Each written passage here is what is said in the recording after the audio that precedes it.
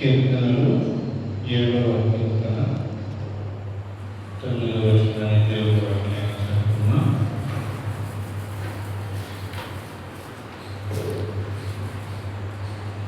కీర్తనలు 7వ కీర్తన 9వ వచనాన్ని దేవుని వాక్యాన్ని చదువుకుందాం.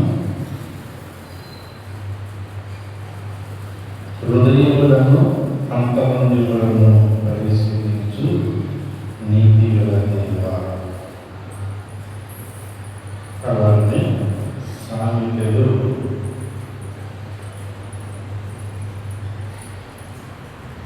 20:27 సామెతలు 20:27 నరుని ఆజ్ఞ యెహోవా పెట్టిన దీపము, అది అంతరంగములన్నీ శోధించు. వాక్యాన్ని నిమిత్తం వరకు ప్రార్థన చేస్తున్నాను. మహాగణుడు మహోన్నతమైన తండ్రి, మహిమా ప్రభావమైన దేవుడు, నీ పాదాలకు స్తోత్రాలు చెల్లిస్తున్నాను. మమ్మల్ని ప్రేమించి తండ్రి,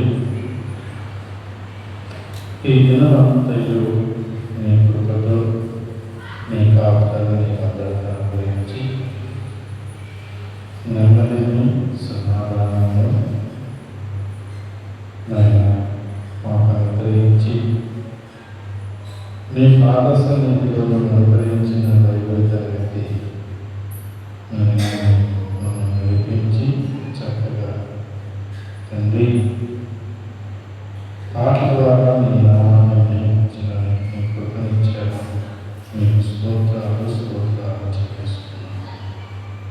మరి రాలేని వారు ఉన్నారు, వారితో మాట్లాడండి, నడిపించండి. నాయన చేరు వచ్చిన మా అందరితో చదివిన లేఖన భాగాలను మా పరిధిని దీవించండి. నా హృదయాలను మీకు విరోధమై ఉన్న వాటన్నిటిని తొలగించి మీ మనస్సు కలిగి మీ కొరకు మీరు ప్రేమిస్తున్న నాయన మనుషులను ప్రేమించే విధంగా, హెచ్చరించే విధంగా, వారు మీరు కోరుకునే విధంగా మా హృదయాలను పట్ల నీ చిత్తాన్ని నెరవేర్చే విధంగా నీ ఆత్మను అనుగ్రహించండి.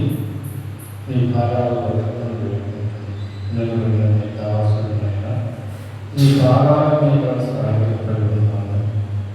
ప్రతి మాట నీ మాట మా అందరికీ అర్థమయ్యే రీతిలో నీవే మాతో మాట్లాడమని కోరుకుంటున్నాను. మా కొరకు ప్రాణం పెట్టి తిరిగి లేచిన యేసుక్రీస్తు ప్రభువు నామములో కృతజ్ఞతాస్తుతులు చెల్లించి ప్రార్థించి నివేదించుకున్నాం మా తండ్రి. ఆమేన్. హృదయములను అంతరంగములను పరిశీలించు దేవుడు. నా హృదయము దేవుని ఎదుట ఎలా ఉన్నది? నీ హృదయము నా హృదయము దేవుని ఎదుట ఎలా ఉన్నది? మనుషుల ఎదుట ఎలా ఉన్నది? దేవుడు చూచినప్పుడు నీ హృదయము దేవుడు ఇష్టపడే రీతిగా ఉంటున్నాడా, లేకపోతే దేవుడు దుఃఖపడే రీతిగా ఉంటున్నాడా? దేవుడు నీ హృదయం నా హృదయం చూచి విచారపడే రకంగా ఉంటున్నాడా? అలాగనే మనుషుల ఎదుట మన హృదయము వారు చూచినప్పుడు మనం అవమానపరుచుకునే రీతిలో ఉంటున్నామా? దేవుని అసహించుకునే రీతిలో ఉంటున్నామా? ఎలా ఉంటుంది మన హృదయం? హృదయాన్ని పరిశోధించువాడు ఈ హృదయంలో దీపం, యెహోవా ఆత్మ దీపము ఉంచాడు. హృదయాన్ని అంతరంగంలో పరిశోధించు దేవుడు, పరీక్షించువాడు. పరిశోధిస్తాడు, పరిశీలిస్తాడు, సరిచేస్తాడు, సరిదిద్దుతాడు. కాబట్టి మన హృదయం ఎలా ఉన్నది, మన హృదయాలోచనలు ఎలా ఉంటున్నాయి, రోజు రోజు మన హృదయాలోచనలు ఎలా ఉన్నాయి, దేవుని ఎదుట ఎలా ఉంటున్నాయి, మనుషుల ఎదుట ఎలా ఉంటున్నాయి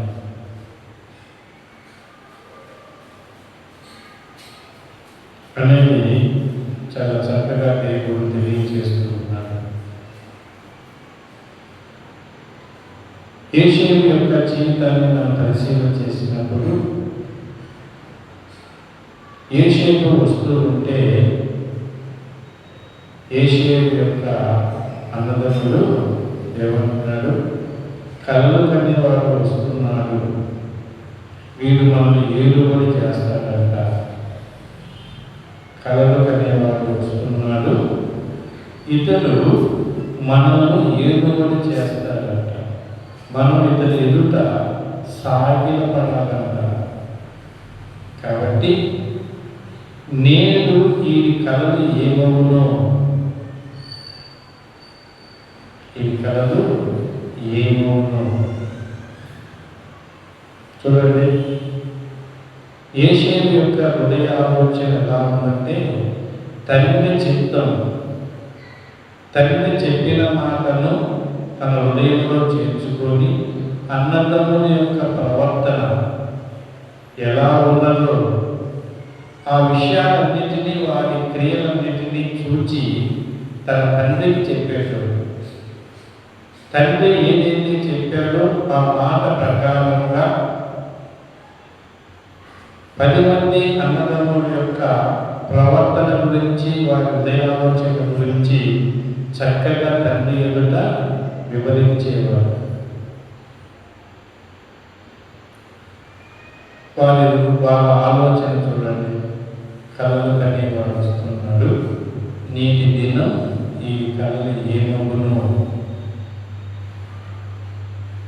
వాళ్ళంత ఆలోచన కలిగి. యేషూవ హృదయము భవిష్యత్తు గురించి తెలియచేస్తున్నది. దేవుడి యొక్క భవిష్యత్తు గురించి, దేవుడి యొక్క హెచ్చరికల గురించి, దేవుడు ఏదైతే తెలియచేస్తున్నాడో వాటిని గురించి ప్రకటిస్తున్నాడు. కానీ అన్నదమ్ములకి ఎలా ఉంటుంది? ఎగతాళి కలిగినదిగా ఉంటుంది. ఎగతాళి, హెచ్చరిక చేస్తే ఎగతాళిగా ఉంటున్నది. సరి చేసుకోమంటే అసూయ పడుతున్నారు. చక్కదిద్దుకోమని బోధిస్తూ ఉంటే వ్యతిరేకిస్తున్నారు. ఏం చేస్తున్నారు? అతన్ని అసూయ చేత పట్టుబట్టి అతని భూలోకంలో లేకుండా చేయాలని వారు ఆలోచన కలిగి ఉన్నారు. కానీ వారి హృదయ ఆలోచనలు దేవుడు ఎరిగి ఉన్నాడు కాబట్టి దేవుడు చేశాడు, అతను తప్పించి వారి చేతిలో నుండి విడిపించి దేవుని యొక్క చిత్తానుసారంగా యేషూవను నడిపించాడు. దేవునికి ఇష్టడుగా, దేవుని ఇష్టానుసారంగా, దేవుడు కోరుకున్న రీతిలో ఏదైతే దేవుడు బయలుపరిచాడో బయలుపరిచిన దాని ప్రకారంగా తన జీవితాన్ని నడిపించాడు. యేషూవ హృదయం అన్నదమ్ముల ఎలా ఉంది? మీరు చేయాలంటే కీడు చేసే వారి మనస్సు ఎలా ఉంటుంది? కాబట్టి దేవుడు మన అంతరంగములను మన హృదయములను మన మనస్సును పరిశీలించువాడు. అందుకని చాలా చక్కగా దేవుడు తెలియజేస్తున్నాడు. హృదయములను అంతరంగములను పరిశీలించు నీతిగల దేవా, నీతిగల దేవా అంటున్నాడు. మనము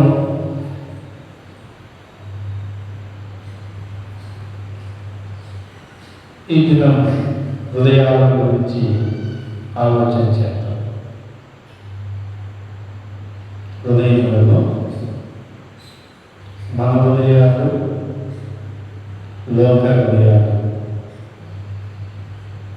చూడండి, ఆదికాండం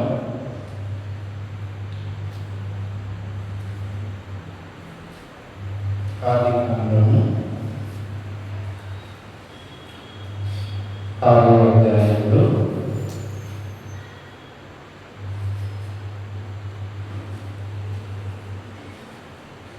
నోహా గురించి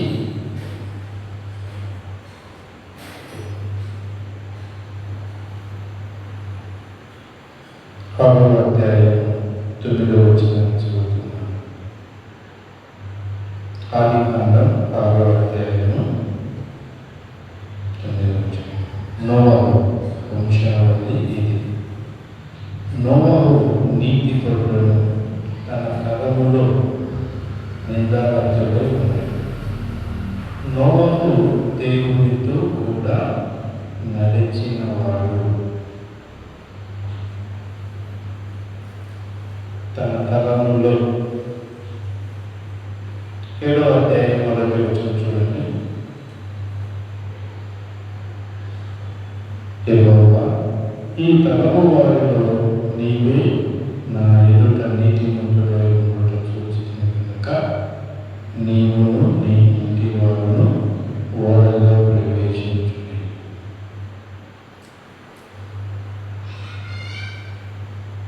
తరం నోహా పుట్టినది మొదలుకొని ఆ తరములో ఉన్న వారి యొక్క జీవిత విధానాలను చూస్తే, వారి ఉదయాలన్నింటినీ పరిశీలించేస్తే, దేవుడు లోకంలో ఉన్న వారందరినీ, వారి ఉదయాలన్నింటినీ ఒకవైపు, నోహా భార్య, నోవహు కుమారుడు, వారి కోడల యొక్క హృదయాలను ఒకవైపు. చూడండి, అంత చక్కగా దేవుడు తెలియజేస్తున్నాడు. లోకములో ఉన్న మనుషుల యొక్క హృదయాలన్నిటినీ బయలుపరుస్తున్నాడు. నోవహు యొక్క కుటుంబం యొక్క హృదయాలన్నిటినీ ఒక పక్కన ప్రత్యక్షపరుస్తున్నాడు.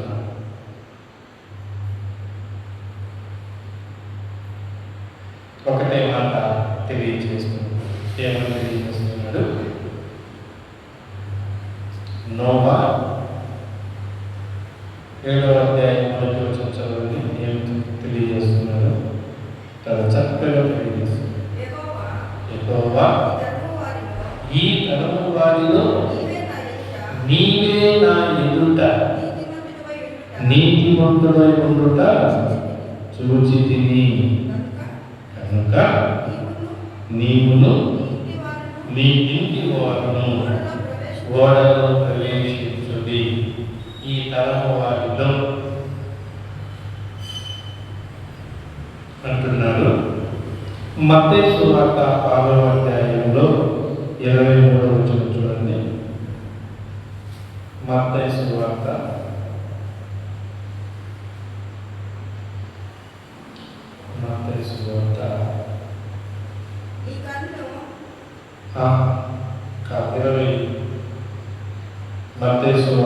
24వ అధ్యాయం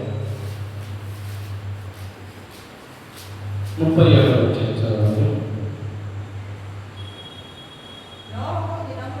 నోహా దినములు ఎలాగునో మనిషి కుమారుని రాకడేను అలాగనే ఉండును. ఇప్పుడు దేవుడు సపరేట్ చేస్తాడు. నోహా తరములో ఉన్న మానవుని యొక్క హృదయాలన్నింటినీ వేరు చేస్తున్నాడు. అలాగనే నోహా కుటుంబాన్ని వేరు చేస్తున్నాడు. యేసు ప్రభు యందు విశ్వాసం ఉంచిన మనలను లోకాన్ని వేరు చేస్తాడు. లోకంలో ఉన్నవారు ఎలా జీవిస్తూ ఉన్నారు, వారి మనసును బట్టి మనం ఎలా జీవిస్తూ ఉన్నాం, మన హృదయాలు ఎలా ఉంటున్నాయి, వారి హృదయాలు ఎలా ఉంటున్నాయి. నోహా తరములో నేడు మన తరములో, మన తరములో ఉన్న హృదయాలన్నీ ఎలా ఉంటున్నాయి, మన హృదయాలు ఎలా ఉన్నాయి. చక్కగా దేవుడు వర్ణిస్తూ ఉన్నారు. మన హృదయ ఆలోచన జరిగిన దేవుడు, మనం సరిచేసే దేవుడు, మనం సరిదిద్దే దేవుడు. ఆయన ఎదుట మనము నింద లేని వారముగా జీవించాలని ఆయన ప్రేమతో నిన్ను నన్ను పిలుస్తూ ఏం చేస్తున్నారు? ప్రేమతో నిన్ను నన్ను పిలుస్తూ దేవుని యొక్క ప్రేమను, దేవుని యొక్క కృపను, ఆ ఉన్నతమైన పిలుపును మనం నిర్లక్ష్యం చేస్తే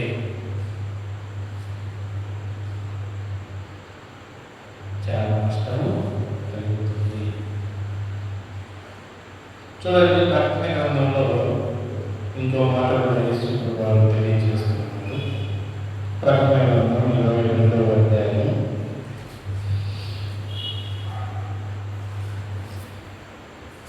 11వ వచనం 12వ వచనం నుండి తీసినవాడు. అన్యాయం చేయువాడు ఇంకనూ అన్యాయంగా చేయనుండి, అపవిత్రుడైన వాడు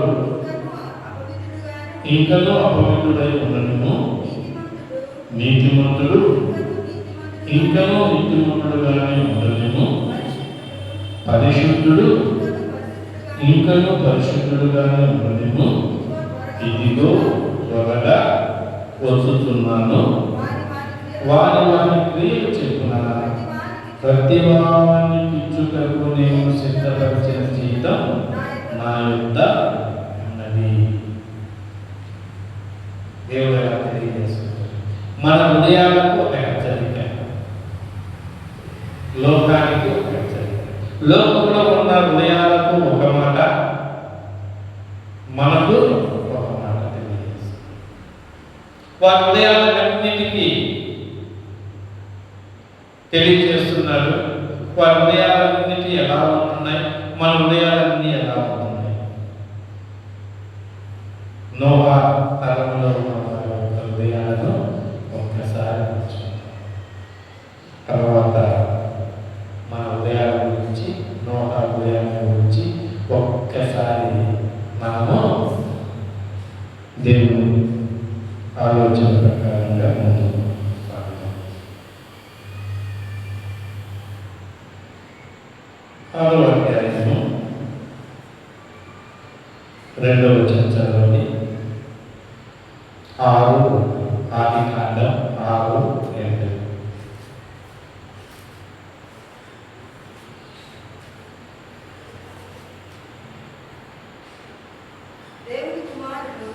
దేవుని కుమారుడు నరుల కుమార్తెలు చక్కని వారిని చూచి వారందరిలో తమ మనసుకు నచ్చిన స్త్రీలను వివాహము చేస్తుంది. మొదటి ఎలా ఉంటారు? మొదటిగా లోకంలో ఉన్న వారి పరిస్థితి ఎలా ఉంది? దీనివల్ల ఎవరికి దుఃఖం కలుగుతుంది, ఎవరికి వేదన కలుగుతుంది, ఎవరిని అవమానపరుస్తున్నారు. అర్థమైందా? ఈ వాక్యం చదివినటువంటి ఎవరికి దుఃఖం, ఎవరికి వేదన, ఎవరికి అవమానం. ఏం చేయాలి? వారు వివాహం చేసుకుంటే ఎవరికి నష్టం కలుగుతుంది, ఎవరికి దుఃఖం కలుగుతుంది, ఎవరికి అవమానం కలుగుతుంది, ఎవరికి తను తానే వారి ప్రవర్తన మీద అసూయ కలుగుతుంది. ఏనా స్మృతి?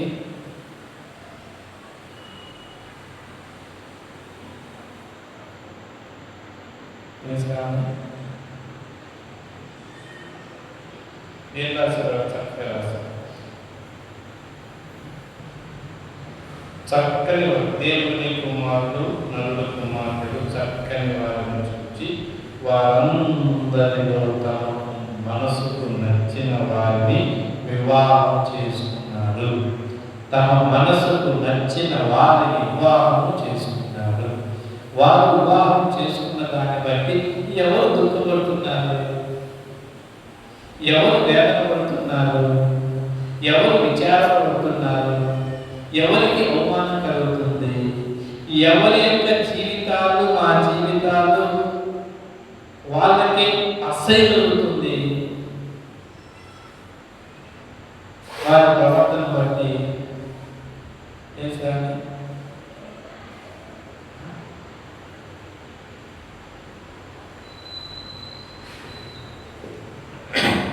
సరే, ఒక మాట చదువుతాను, దాన్ని బట్టి ఏమన్నా చెప్పగలుగుతారా చూద్దాం.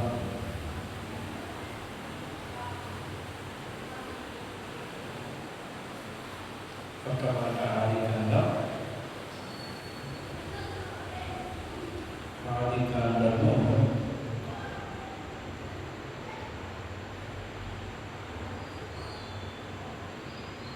26వ అధ్యాయము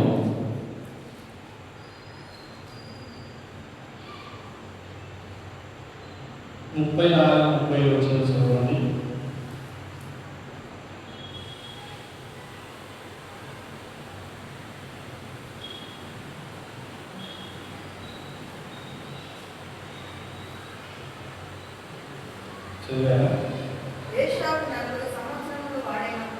ఏషావు 40 సంవత్సరం అయినప్పుడు ఇత్యుడైన బేయేలి కుమార్తెకు యెహోదీతును ఇత్యుడైన ఎలోను కుమార్తెకు బాషెమతును పెళ్లి చేసుకున్నారు.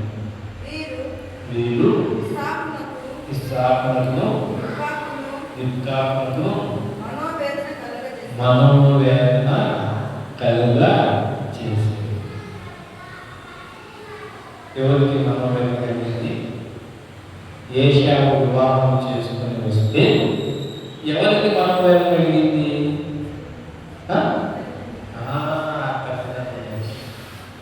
ఎవరికి కలిగింది? తల్లిదండ్రులకు మనోవేదన కలిగింది. ఎందుకు కలిగింది? వాళ్ళు ఇష్టలు కాదు. ఎవరు ఇష్టలు కాదు?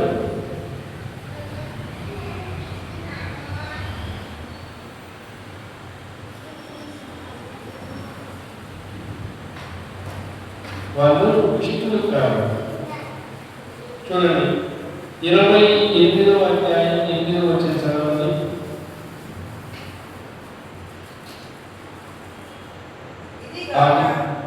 ఇది కాక కనాను కుమార్తెలు తన తండ్రి అయిన ఇస్సాకునకు ఇష్టురాలు కాదని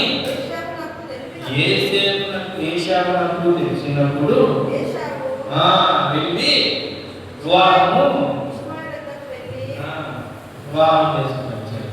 ఇష్టురాలు తల్లిదండ్రులకు ఇష్టులు కాని వారిని వివాహము చేసుకుంటారు.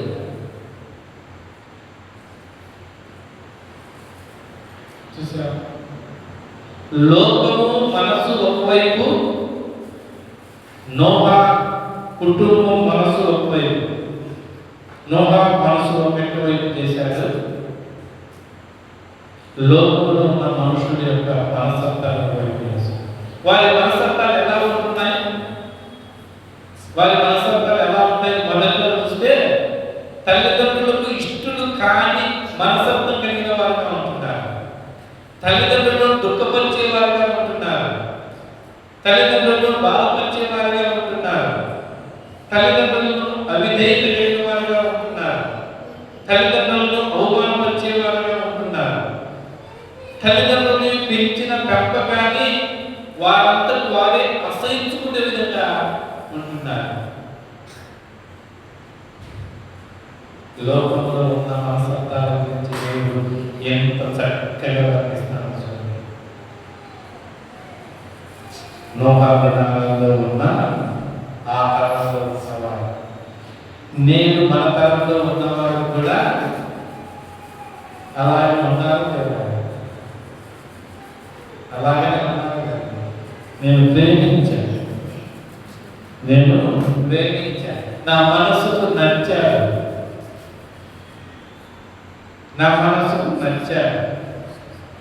మనసుకు నచ్చారు కాబట్టి నేను వివాహం చేసుకుంటున్నాను. మీతో పని లేదు, మీ మనసుతో పని లేదు, మీ ఆలోచన పని లేదు. మీరు విచారపడినా, దిగులుకున్నా, చింతపడినా, చివరికి మీరు చచ్చిపోయినా మాకు పర్వాలేదు. నా మనసుకు నచ్చింది నేను జరిగించుకుంటాను అని అప్పుడు అన్నారు, ఇప్పుడు అంటున్నారు. అప్పుడు తల్లిదండ్రులను దుఃఖపరిచారు, ఇప్పుడు తల్లిదండ్రులను దుఃఖపరుస్తున్నారు.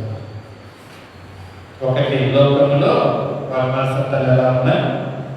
మొదటిగా సృష్టికర్త అయిన దేవుణ్ణి దుఃఖపరిచేవారుగా ఉంటున్నారు. ఆయన విచారపరిచేవారుగా ఉంటున్నారు. ఎందుకు విచారపడతారు? నేను చేసిన మానవుల యొక్క జీవితము, వారి మనసు ఎలా మారిపోయింది, నా మాట వెనుకోకుండా వారి ఇష్టానుసారంగా జీవించడానికి, వారి జీవితాలు వారే అర్థం చేసుకోవడానికి ఇష్టపడుతున్న వారుగా జీవిస్తున్నారే, అయ్యో అని దేవుడు దుఃఖపడుతున్నాడు. ఆయన విచారిస్తున్నాడు, హృదయంలో నొచ్చుకుంటున్నాడు. అలాగే తల్లిదండ్రులు కూడా అంత వేదన. మీరు నా కడుపులో పుట్టినందుకు మనం ఎందుకు ఇంత బాధ? లోకంలో పోతున్నప్పుడు, తల్లిదండ్రులు పోతున్నప్పుడు, అయ్యా నీ కుమారుడు ఫలానా వెళ్ళిపోయాడుగా, మంచిది అది. అయ్యా నీ కుమార్తె ఫలానా వెళ్ళిపోయినట్టుగా, పెళ్లి చేసుకున్నట్టుగా తల్లిదండ్రులు ఎలా ఉంటుంది? తల తీసేస్తుంది.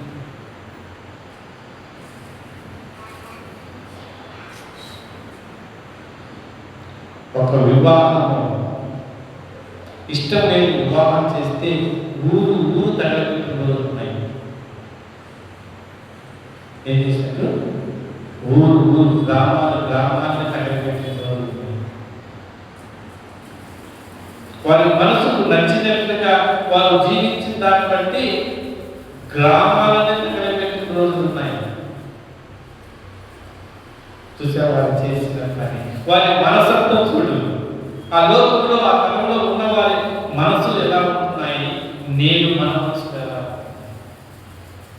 మన మనసులు లోకంలో ఉన్న వారి మనసుల గురించి మాట్లాడతాను. మన మనసులు పక్కన పెడతాం, మన హృదయ ఆలోచనలు పక్కన పెడతాం. ఈ లోకంలో ఉన్న వారి ఆలోచనలు మనం ఆలోచన పెడతాం. తల్లిదండ్రులను బాధపరిచే మనసత్వం కలిగిన వారిగా ఉంటారు. వారికి నచ్చిందే చేస్తాం.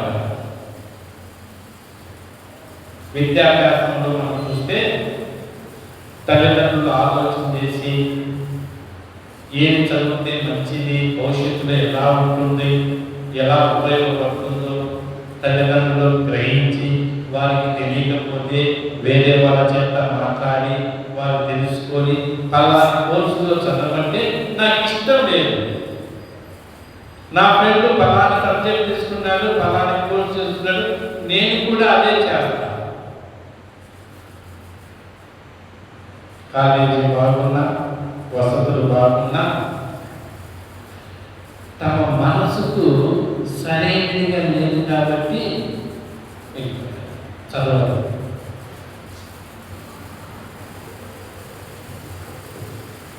కాబట్టి మరొకరు తమ మనసుకు నచ్చినట్లుగా జీవిస్తున్నారు. అది చాలా ప్రమాదకరము అని దేవుడు తెలియజేస్తున్నాడు. రెండో చూడండి, 5వ వచనం చదవండి.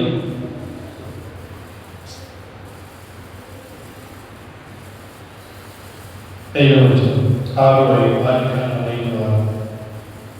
తీసినది చదవచ్చు.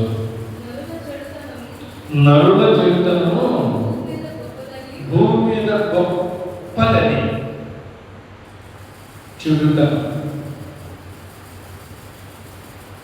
భూమి మీద మానవుని యొక్క హృదయ ఆలోచన చెడ్డది అని దేవుడు తెలియజేస్తుంది.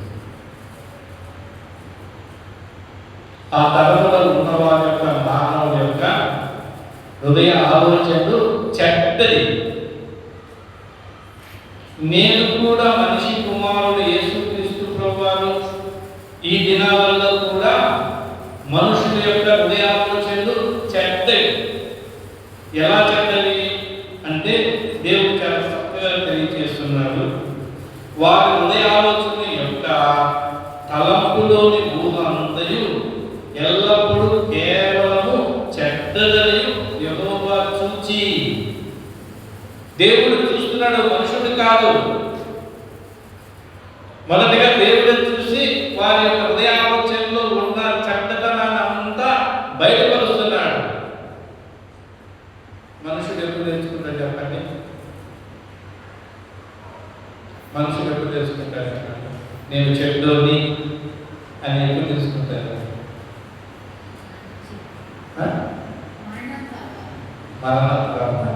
దేవుడు అప్పుడు దొరికేస్తారు. ఎప్పుడు తెలుసుకుంటారు? నా మనసులో నా చెడుతను ఎప్పుడు తెలుసుకుంటారు? ఏమైనా ఎప్పుడు బయటపడతారు? నేను సిటీ ఏమవుతారు? దేశాలు ఎప్పుడు బయటపడతారు? నా ప్రవర్తన ఎప్పుడు నా ప్రవర్తన అంటే నా మాట, నా ప్రవర్తన అడుగుతాడో బట్టి నా చెడుతనం ఏమిటో బయటపడుతుంది. ఎప్పుడు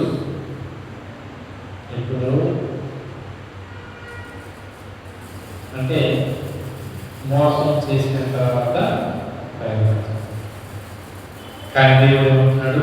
ముందుగా తెలియజేశాడు, మానవుడి యొక్క హృదయం యొక్క తలంపులోని ఊహంతయు ఎల్లప్పుడూ కేవలం చెడ్డదని దేవుడు చూచి.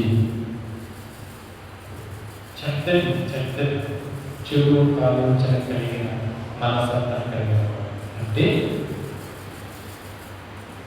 ఎప్పుడు ఎదుటి వారి పట్ల తిరుగుబాటు స్వభావం కలిగిన కీడు చేసే ఆలోచన కలిగి జీవించే జీవితం.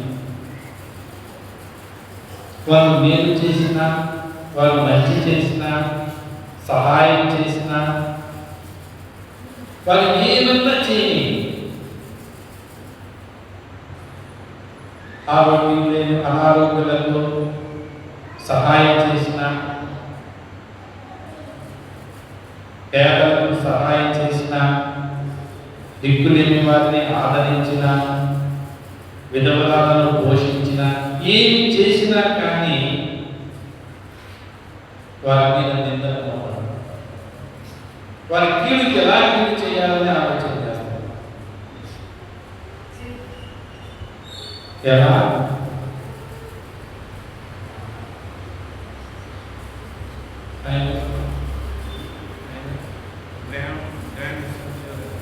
పిల్లలు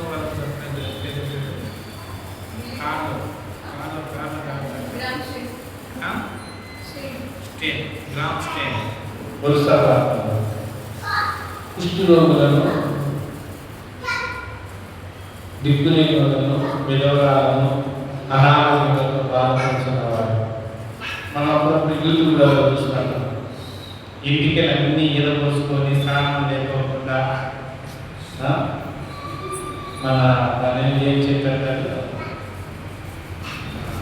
చెట్లు రాయి చెట్లు కాకుండా ఊడలు తిరుగుతూ ఉంటాయి.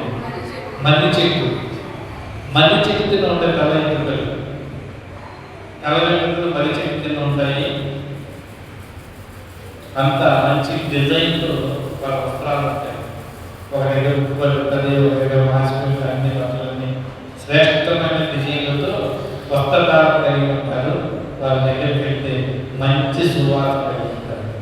అటు ఆ సువాసన ఎక్కువ ఉందంటే మనం వెళ్ళగానే మనం తిన్నది బయటకు వస్తుంది.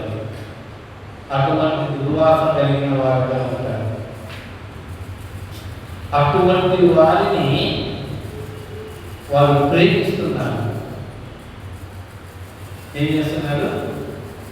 అటువంటి వారిని ప్రేమిస్తున్నారు. ఏం చేస్తున్నారు?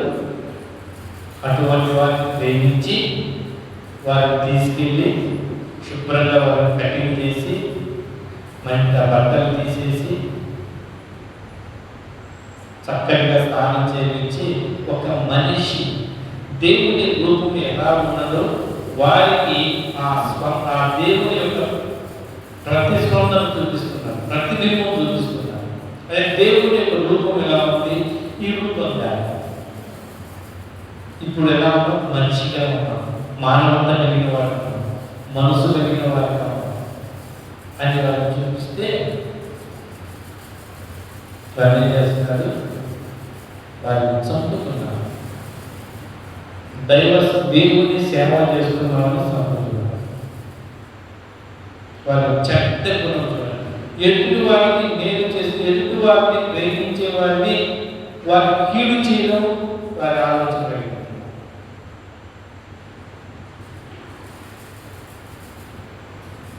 చూసారు. మేలు చేసే మనస్తత్వం లేని వారిగా ఉంటున్నారు, ఎగతాళి చేసే వారిగా ఉంటున్నారు, అవమానపరిచే వారిగా ఉంటున్నారు, నిందించే వారిగా ఉంటున్నారు, తుణీకరించే వారిగా ఉంటున్నారు, హేళన చేసే వారిగా ఉంటున్నారు. అది అంత చెడ్డ ఆలోచన. వారి మనసు చెడిపోయిన మనసు కలిగిన వారు, చెడిపోయిన మనసు మంచి చేద్దాం ఉంటారు.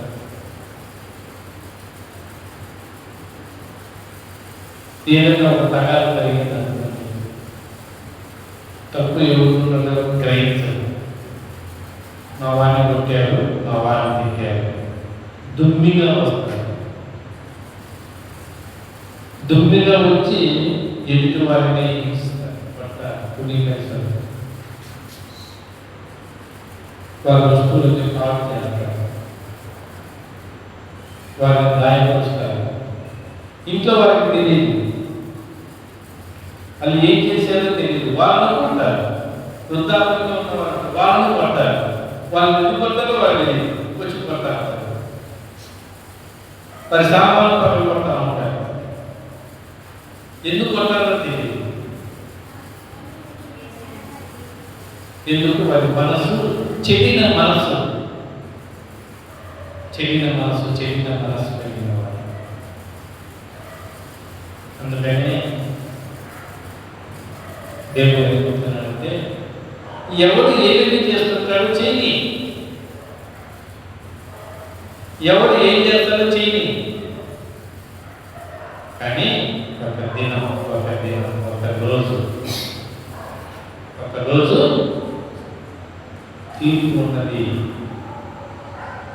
ఆ తీర్పు ఎవరు తెచ్చుకోలేదు. ఆ తీర్పు ఎవరు తప్పించుకోలేదు. ఆ రోజు దాని శిక్ష పడుతుంది.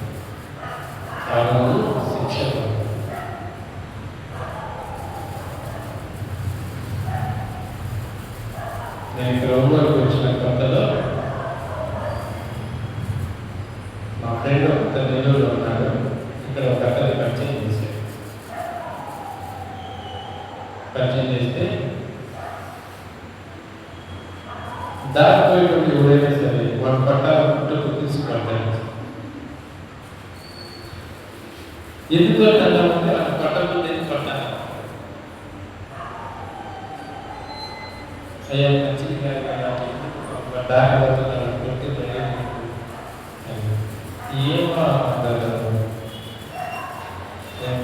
ఏదో సుధా ఏదో సుధా పట్టాలని కొట్టాను. పట్టడం కాపాడి ఎవరైనా ముసలోడైనా పిల్లోడైనా వృద్ధుడైనా ఆడవాళ్ళైనా పట్టాలి. కానీ దేవుడు ఒక రోజు శిక్ష విధించారు. ఎప్పుడు ఏం చేయదు, వారంతా వాడే కింద పడి బయట చేస్తా కింద పడి ఎప్పుడు వేరే వాళ్ళతో మాట్లాడాలని వస్తున్నాను. ఒక ఇంటికి వెళ్ళాను. ఇంటికి వెళ్ళిన తర్వాత మళ్ళీ తన అంతా వస్తున్నాను. పండుగ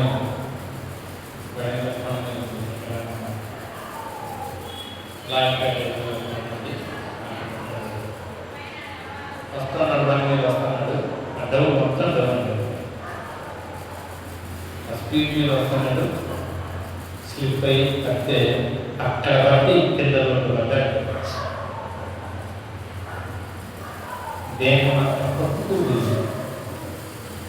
కాలు చేసింది చాలా మొత్తం కొట్టుకుపోయింది. చూసారా, అన్యాయంగా ఉన్నది తిట్టిన కొట్టిన హింసించిన బాధపరిచిన దేవుడు చూస్తాడు. దేవుడు చూడలేను అని మనము అనుకుంటే మనం మోసపుచ్చుకునే వారిగా ఉంటాం. ఎందుకు చేయలేదు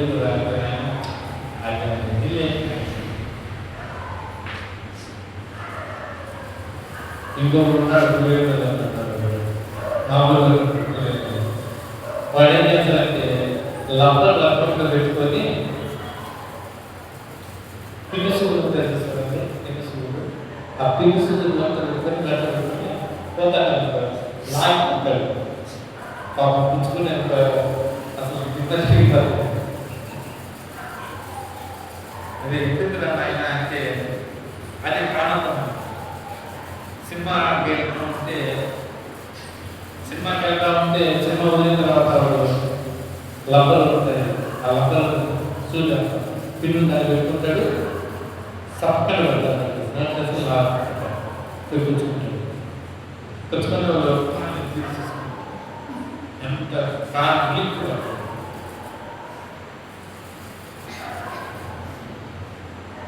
దాన్ని కొట్టే కలవత కొట్టాడు. భయంకరంగా కొట్టాడు. తండ్రిని కొట్టాడు. ఏమి దాంట్లో ఏముంది రాయన దైవడు చిత్తడి కొట్టాడు. చూసా, నీ మనస్సుకు నచ్చినట్లుగా ఎదుటి వారిని బాధపెట్టే దేవుడు. నీ చెడ్డ మనసు, చెడిపోయిన మనసు ఎదుటి వారి మీద ఉపయోగిస్తే దేవుడు చూస్తూ వాళ్ళు అనుకులుగా ఇచ్చారు. కానీ దేవుడు వారిని కనులుగా ఇచ్చి తీర్పు తీరుస్తాడు. కాబట్టి దేవుడు చాలా స్పష్టంగా తెలియజేస్తున్నాడు. లోకంలో ఉన్న మనుషుల యొక్క మనస్తత్వం ఎలా ఉంటున్నారు అని తెలియజేస్తున్నాడు. అలాగనే నోవా యొక్క హృదయం ఎలా ఉన్నదో తెలియజేస్తున్నాడు. దేవుని రాకడ కొరకు, ఆయన రాకడలో మనుషులు ఎలా ఉంటారు అనేది తెలియజేస్తున్నాడు. విశ్వాసం ఎలా ఉంటున్నాడు తెలియజేస్తున్నాడు. నోవా దినాలలో ఎలా మనుషులున్నారు, నేటి దినాలలో అలాగనే అన్యాయం చేస్తూనే ఉంటారు.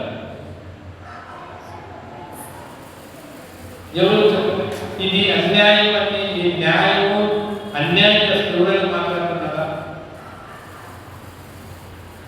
ఎంత భయంకరంగా ఎక్కడికి వెళ్ళిన అన్యాయం. న్యాయం ఉందా లేదా అనేది తరుణంలో వస్తా ఉంది. న్యాయం ఎక్కడ దొరుకుతుంది, న్యాయం ఎక్కడ ఉన్నది అనే ప్రశ్న చాలా మందిలో వస్తుంది.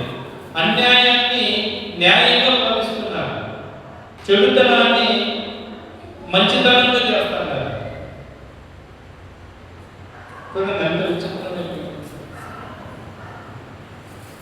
చెడుతనం మంచితనం అయిపోతుంది, అన్యాయం న్యాయంగా భావించుకుంటున్నారు. కానీ దేవుడు అంటున్నాడు, కాలము నిర్ణయించాడు. 2:6 14 తెలియజేస్తున్నాడు. నోవా దేవునితో సమస్త శరీరం మూలముగా భూమి బలత్కారంలో నిండి ఉన్నది కనుక నా సన్నిధి వారి అంతం వచ్చి ఉన్నది. ఇదిగో వారిని భూమితో కూడా నాశనం చేయను. భూమితో కూడా నాశనం చేస్తాను. యుద్ధాలు జరుగుతున్నాయా? భూమిని ఏమో వదిలేసారా? బాంబులు వేస్తుంటే భూమిని ఏముంటే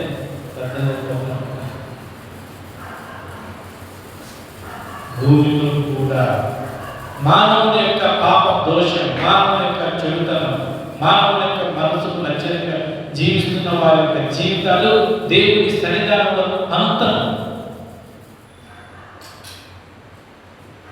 వస్తుంటారు.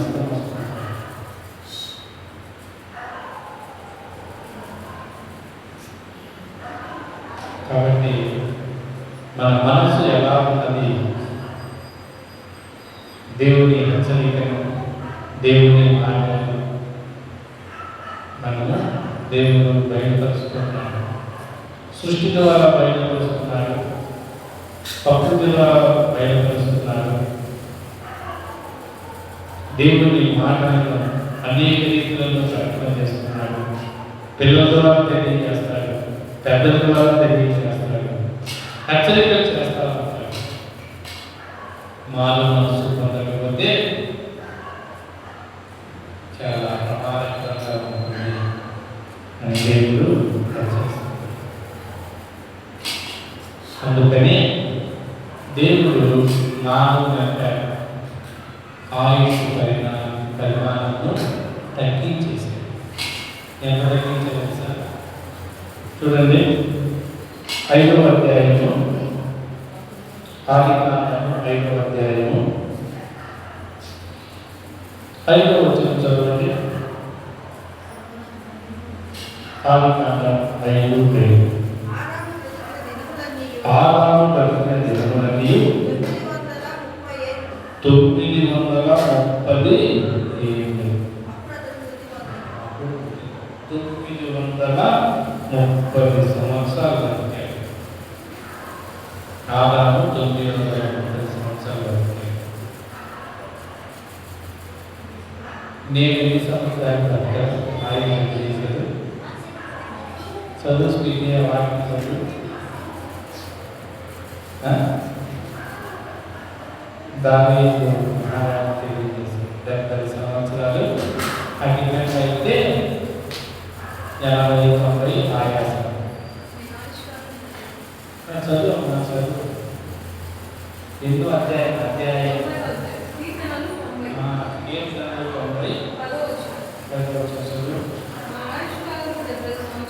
మా ఆయన కాలంలో 70 సంవత్సరాలు. అధిక బలం ఉన్నాయి కదా, 80 సంవత్సరాలు. వాటి వైభవము ఆయాసమే, దుఃఖమే. అది త్వరగా గతించును, నేను ఎగిరిపోదు.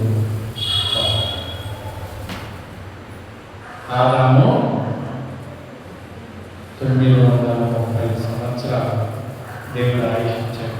ఇంకొక ఆయన ఆయుష్ ఎంత చదవండి, ఆదికాండం 5వ అధ్యాయంలో ఇంకొక ఆయన దేవుడు ఎంత ఆయుష్ ఇచ్చాడు.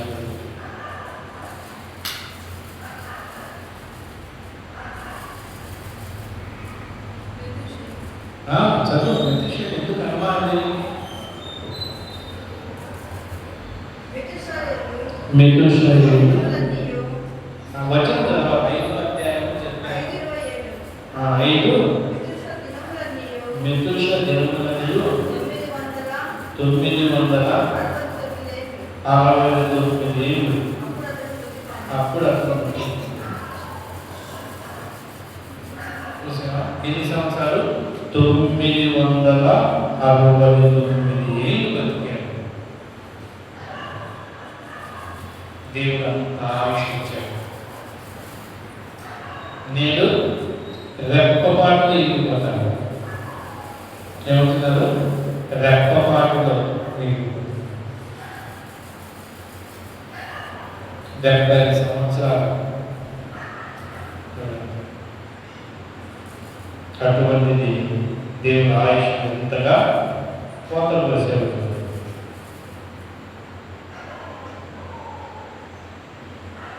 ఎంతగా ఆయుష్ను కోత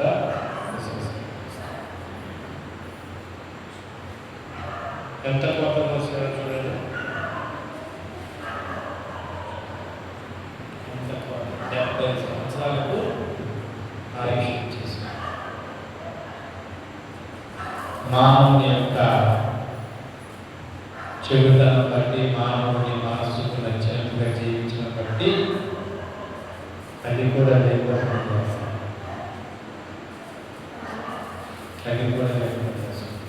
క్షణాలలో ప్రాణం ఎగిరిపోతుంది. చూస్తూ ఉండగానే ప్రాణం పోతుంది. కంటి ముందే ప్రాణం పోతుంది. కళ్ళ ముందే ప్రాణం కళ్ళ ఉంటే చూస్తూ ఉండగానే ప్రాణం కలిగిపోతాం.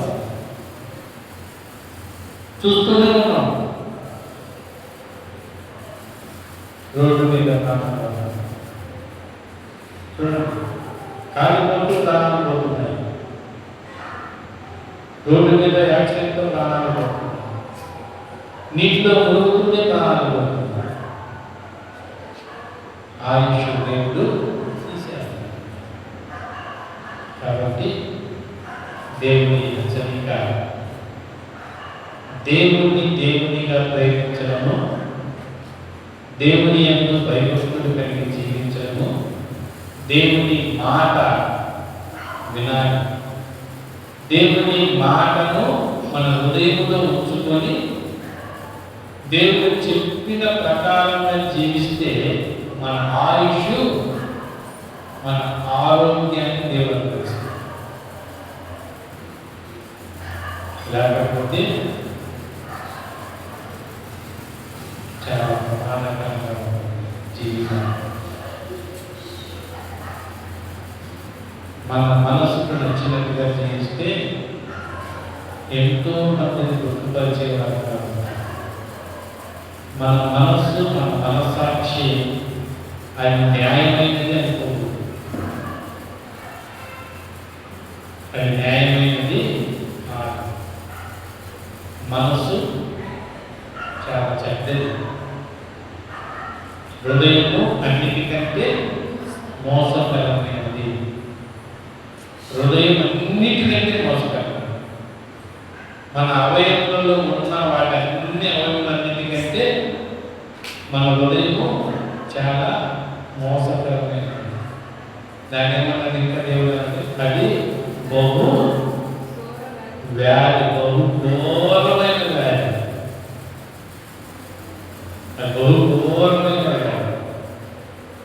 దాన్ని గ్రహించేవాడు ఒక్కడు లేడు.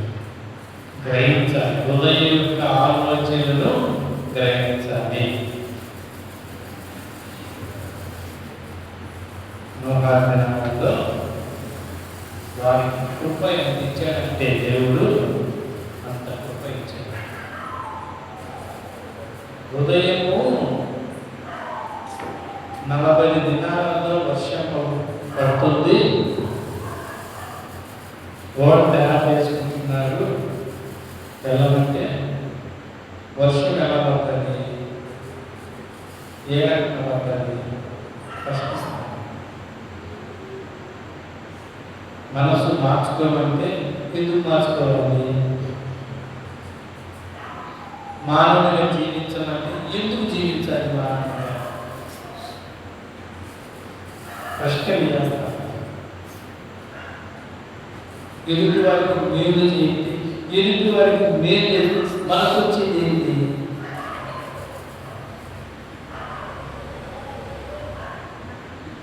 చూడండి, అన్ని ప్రశ్నలు. కాబట్టి ప్రశ్నించే మనస్తత్వం లేకుండా ప్రవర్తించే మనస్తత్వం కలిగి దేవుడు. కాబట్టి ప్రశ్నించే మనస్తత్వం కాకుండా ఎలా ఉండాలి? దేవునికి అనుకూలంగా ప్రవర్తించే మనస్తత్వం.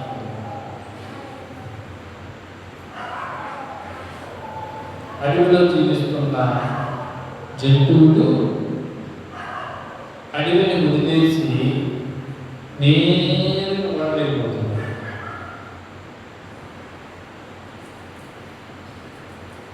నేరుగా వాడైపోతున్నారు. మనుషులు మాత్రము ఏం చేస్తారు? తింటారు, తాగుతూ ఉంటారు, పెళ్లి చేసుకుంటారు.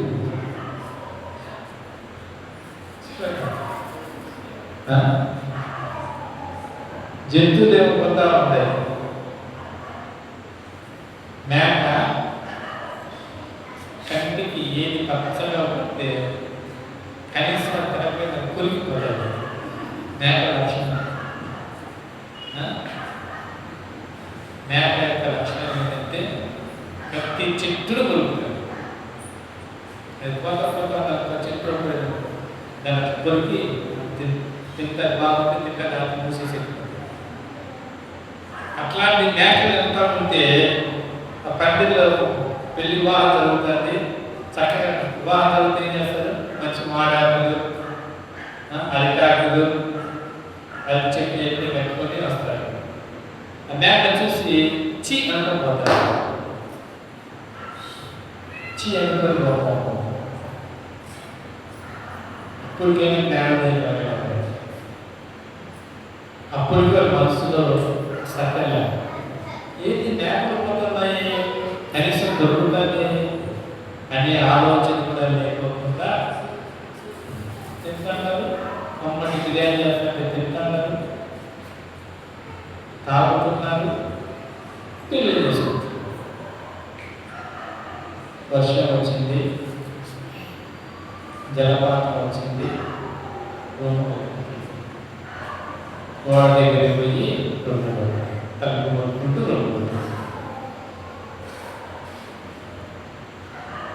దేవుడు నీకు నాకు ఒక హెచ్చరిక చేస్తుంది. దేవుని రాకడ సమీపిస్తుంది కాబట్టి మన ఉదయం దేవుని ఎదుట ఎలా ఉంటుంది దాన్ని సరి చేసుకోవచ్చు. మనం నచ్చినట్లుగా దేవుడికి నచ్చదు. దేవుని మనసు కలిగిన వారు చెడుతనం విసర్జించి, అంటే దేవుడు హెచ్చరించిన మాటను మన హృదయంలో చెడుతనం ఉంటే దాన్ని తొలగించుకొని దేవుని మాటను మనం హృదయించుకొని జీవించాలి. కాబట్టి మన మనస్సు ఎలా ఉంటుంది? లోకంలో ఉన్న వారి మనసు ఎలా ఉంటుంది? వారి కొరకు మనం ప్రార్థించే వాళ్ళమే కానీ అవసరం వాళ్ళు మనం చెప్పిన మాట వింటే మంచిది, ధన్యులు. మనం చెప్పడం బాధ్యత మనది. పాపం చేయొద్దు, మంచిగా జీవించు అని చెప్తాం అన్నమాట. నేను చేయగలను.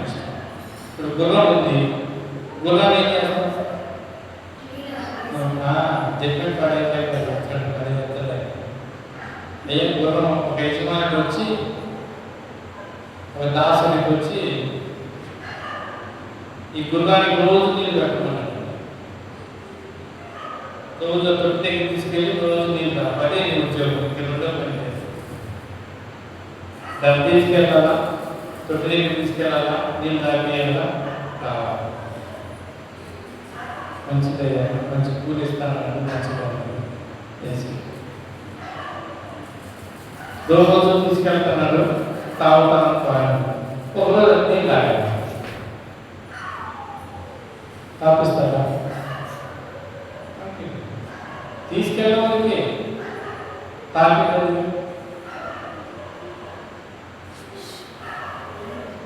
తీసుకెళ్ళాలంటే దేవుని సన్నిధికి మనము ఎదుటి వారిని తీసుకెళ్ళడం వరకు వచ్చి దేవుని వారిని విని ఆశీర్వాదం పొందితే గొప్పది.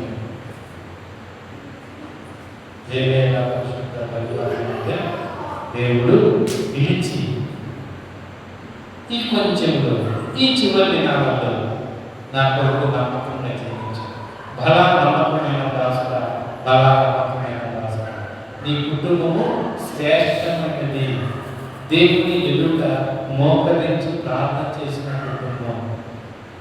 ఈ కొంచెం వల్లనే, ఈ కొంత సమయమే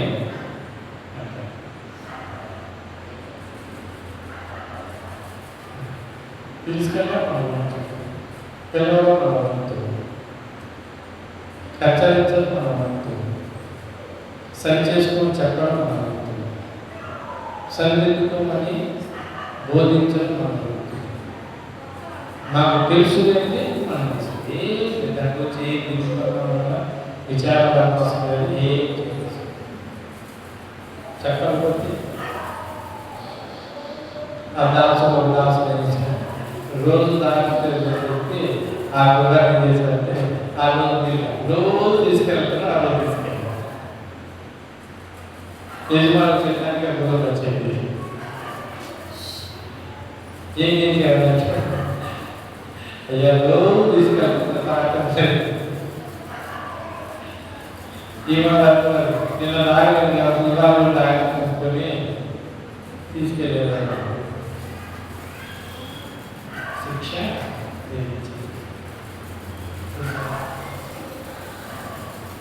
దేవుని పని అల్పంగా పనిచేయాలి. దేవుని కార్యములను నీచంగా చేయకూడదు. దేవుని శక్తిని బలహీనపరచకూడదు. దేవుని కార్యములు బహు గొప్ప, అర్థం కాని కార్యములు దేవుని అర్థమయ్యే రీతిలో, దేవుని శక్తి ఆయన ప్రభావము ఎవరు ఊహించలేని రాయలేరు, కానీ మనకు మాత్రం మన ఎదుట కనపరుచుకుంటున్నాం. కాబట్టి అలనాడు నోహా దినంలో ఉన్న మనుషుల యొక్క హృదయాలు తమ మనసుకు నచ్చినట్టుగా జీవించారు. దేవుని తీర్పులను నిలబడ్డారు, శిక్షకులు ఉన్నాయి. వారి చెడుతనం బట్టి, వారి బలత్కారం బట్టి దేవుని సన్నిధిని వదిలేసి ఇష్టంగా జీవించారు. కాబట్టి దేవుని దుఃఖపరిచేగా చేశారు. కాబట్టి దేవుని తీర్పులో నిలబడ్డవారు. నేను దినం కూడా అలాగే ఉంటుంది. నేను దినం కూడా లోకంలో తింటున్నారు, తాగుతున్నారు, పెళ్లి చేసుకుంటున్నారు, డబ్బులు సంపాదించుకుంటున్నారు. డబ్బు ఎలా సంపాదించుకున్నాము అనేది అక్కర్లేదు, డబ్బు సంపాదించామా లేదా. ఇది అక్రమమైన డబ్బా, అన్యాయమైన డబ్బా, మోసమైన డబ్బా, ఎదుటి వారిని డబ్బా. ఇవాళ పిటిషన్ వచ్చింది నా దగ్గరికి, పిటిషన్ తీసుకువచ్చారు. ఒక అపార్ట్మెంట్లో ఉన్నప్పుడు నలుగురు కలుసుకొని, నా ఇంట్లో కలుసుకొని వ్యభిచారం కొనసాగిస్తున్నారు.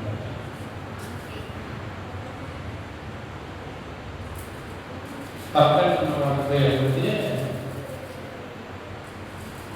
వీళ్ళకి వాతావరణం లేదని ఇవన్నీ కేసు పెట్టాలి, ఎదుటి కేసు పెట్టారు. చూడండి, దాన్ని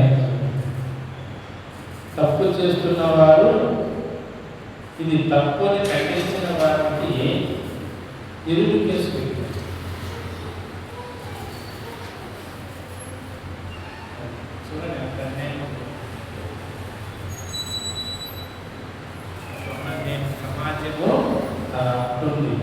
కాబట్టి మనం జాగ్రత్తగా దేవుడు చేస్తాడు.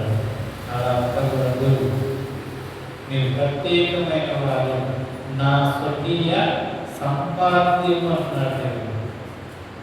నా స్వకీయ సంపాద్యం, నేను సంపాదించుకున్న నా సొత్తు. మీరు అల్పమైన వారు కాదు, అన్నిజనంగా కాదు, అపరాధ కాదు.